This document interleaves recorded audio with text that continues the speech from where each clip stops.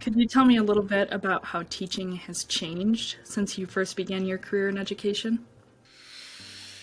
I think you consider how teaching has changed. I think at the core, whether it be 10 or 11 years ago when I entered, or even further back than that, I think the main priority hasn't changed. And that would be every teacher, I think they want to provide the safe, comfortable environment for their students. And I think that's kind of the basis of everything. But of course, yeah, there are changes that go along with that too.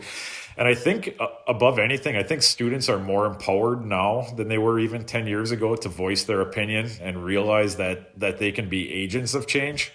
And I think we see that a lot with some high school students, and now we're starting to see it more and more with middle school students too, based on technology, social media, and kind of the outreach they realize they can have. So I think that's the biggest thing is they realize their impact can be made a lot sooner now than maybe 10, 20, or 30 years ago, thanks to technology. That's a refreshing take, I think, because a lot of times when I hear about social media at all now, it's generally a negative lens. But you're kind of articulating like a pretty positive impact that it's had on your students in terms of, especially I imagine in a small town too, it's even more prominent, right? Because you can have a wide reach on with technology and social media that you probably couldn't have. No, you nailed it, and I think it's definitely a double-edged sword. I mean, it's not all well. Everybody's familiar. It's not an entirely positive thing in that environment, but I think, and part of that does trace its way back into the classroom too.